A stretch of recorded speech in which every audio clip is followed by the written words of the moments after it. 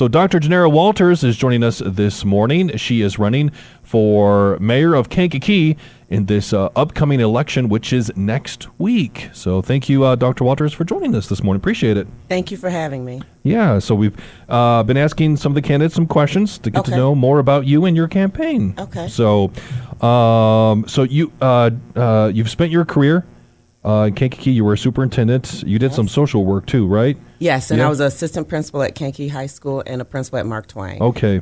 How has those roles shaped your understanding of what this city needs from its next mayor? So I actually started in Kankakee and left and went to Chicago Heights as a director of human resources and then as a superintendent in the special ed school and then came back. I think what I've learned is that the needs of the students and the families are so intense and complex, and so that it takes an entire community to really build the entire community up. And so I'm going to talk about some of the test scores. The issue with our test scores is that they've been like that for 20 years. And so then you have parents that had low test scores in 2003, and so now they're still struggling, and it's because the family dynamics is not where we would want it to be. But if we could support the entire community, the grandmothers who are raising their children, or the grandfathers who are raising their children, the fathers, the children, if we can support them economically with jobs, with affordable housing, with the support that they need to meet their basic skills, then the entire community would eventually grow, which it's very challenging, but it can be done if we work together. Okay. Ron, you got some questions? Sure. Instead of living the life of retirement, what motivated you to jump into probably the second most microscopic position? Well, it was difficult. There have been people asking me to consider it for about 2 years, and I consistently said, no, I don't want to do that, because it was challenging being a superintendent. There are a lot of things people don't know that happen behind the scenes. So I just wasn't interested. But the more that I saw families attempt to grow and just keep hitting walls, I knew that I love Kankakee. I've been here all my life. I know that we're going to have more challenges if we don't have a concerted effort to help the most neediest people in our community. And I'm not saying take resources away from anyone. I'm just saying that we have to help everyone grow in order to grow the community, or else we are going to be in trouble as a community. Okay. If we aren't already. Okay. Okay. As a lifelong native Kankakeean, Yes. when was Kankakee at its best? So this is a difficult question, because I see Kankakee differently, because when my husband, Officer Larry Walters, died and I came back, I never worried about my son growing up in Kankakee, because I knew so many people. So, for example, if he was at a football field and I couldn't get there to pick him up, I knew there were people there that I knew for a long time, like their grandmothers knew my mother, that would make sure he was somewhere, and then I would just call and say, where is he? So I've always seen the strengths of Kankakee and what Kankakee could offer me as a single mother. So I think that all the times that I grew up in Kankakee were good. The best time was when I was growing up, because we didn't lock our doors. I never had a key to my house. And so I feel like that was the best time, but I don't think that the things that made Kankakee great for me when I was growing up, I think they're still there. I just think that we focus on the weaknesses. Okay. Public safety seems to be an issue every time this race comes up, and I know your opponent and you yourself have brought it up in this race.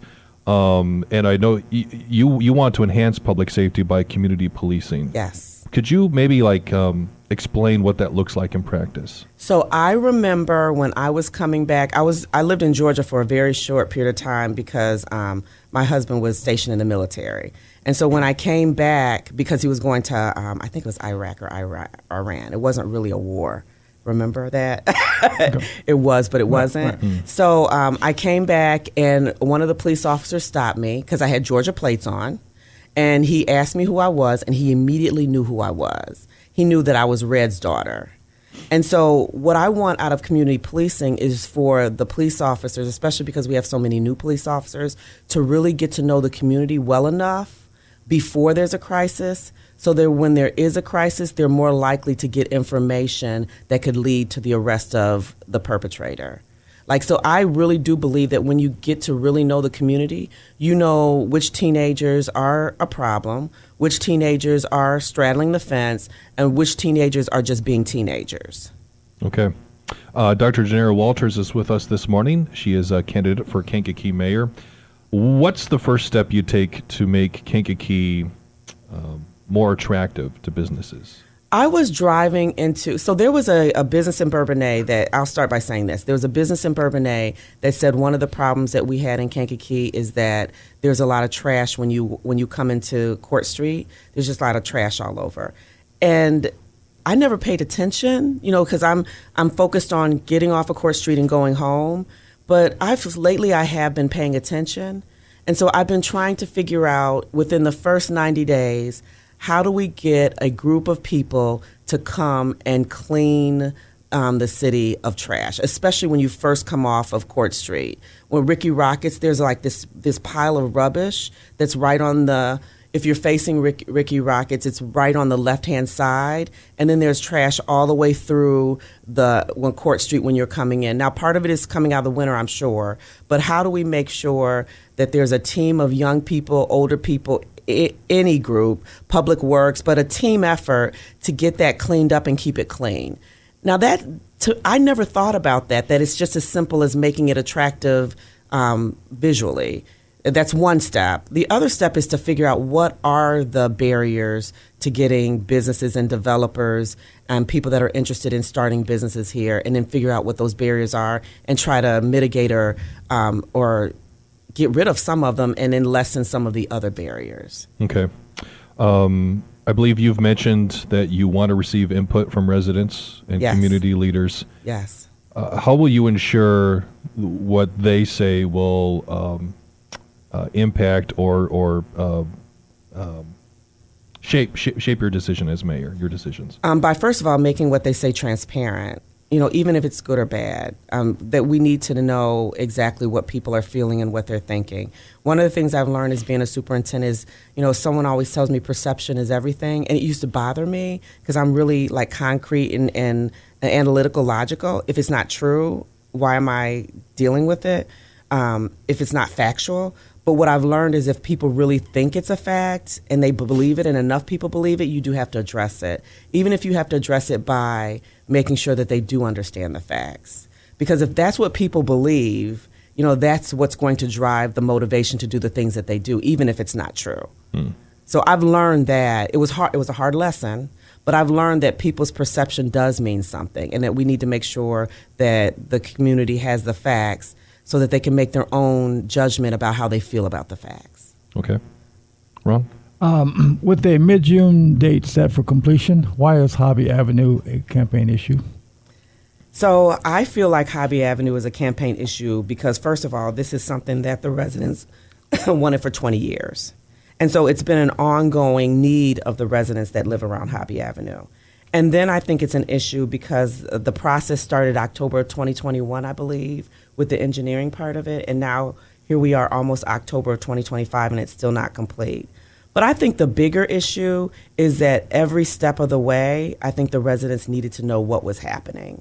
Because I think, of course, some would have been angry anyway, but I think that at least having the knowledge every quarter of where the project stood may have helped people not feel so neglected in this process. Okay. Was that your last question? No, I have one more. If I Okay. may. Yeah, go ahead. Your top three priorities. Public safety is a priority, and not reacting to public safety because that's the police department's responsibility. Once something happens, it's the police department. It's no one else.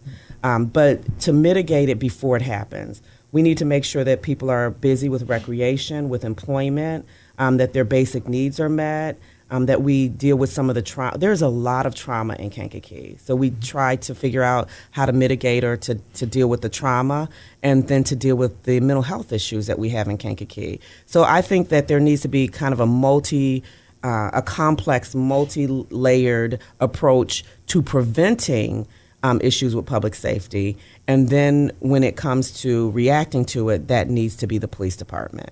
Okay. I think you've already answered this question, but maybe if you have a little bit of something else you want to add to it. So, your opponent has touted his record on infrastructure and collaboration. What do you think he's gotten wrong, and how would your approach be different? So I think when there are things happening in terms of construction, I think what he has wrong is communicating to the residents that are most impacted by that. So, for example, the 312 exchange. As soon as I heard about it, I knew that all of the houses on Hamus would be affected. So now there are some residents that said they did understand that they would be affected, but there's a lot that did not understand it.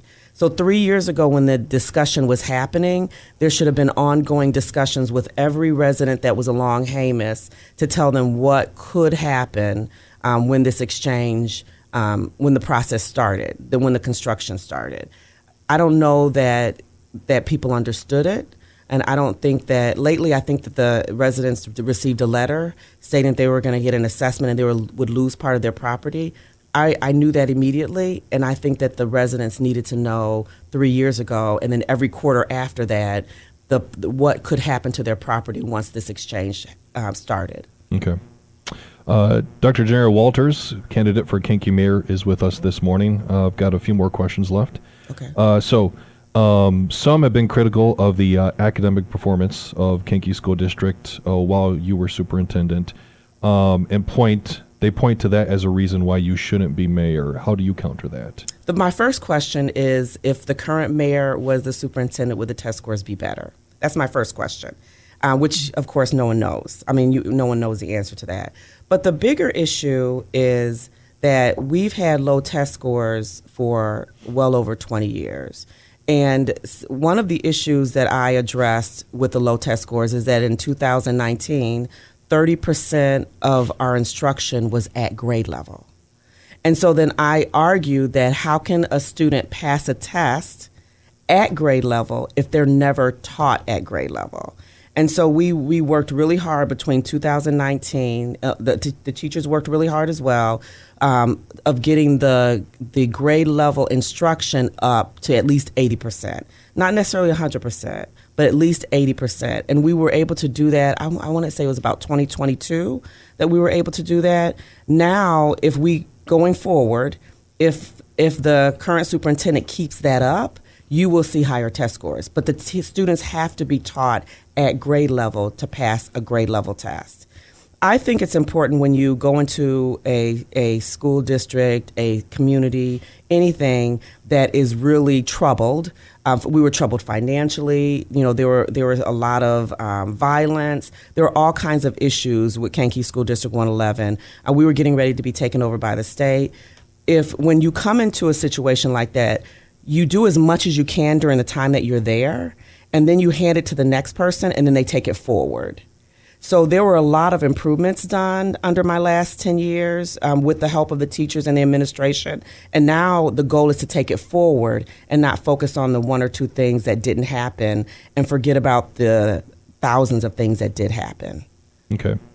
During a recent forum that the NAACP had, I know you mentioned several times that there's divisiveness going on in the city. Mm-hmm. Can you explain what you mean by that and point to some examples? I can give a good example is that the message was given out intentionally or unintentionally that, you know, the superintendent and the assistant superintendent stole $900,000. Well, those that are in the system understand how difficult that would be. Like, I would have to have like 6 people that were involved in the theft. And yet no one actually came right out and said that did not happen. In fact, there was a forensic audit that was done in August. The results of that audit haven't been released to the public.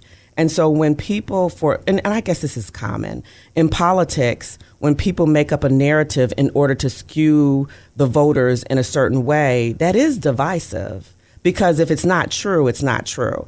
I think it's important for everyone to always give the facts, like the concrete facts, and then let people make their interpretation of the facts on their own. But to give information that's not true is to try to manipulate the voters. Okay. Did you have any other questions pop No, up, no Ron? more. No? No. Okay. All right. We're almost finished.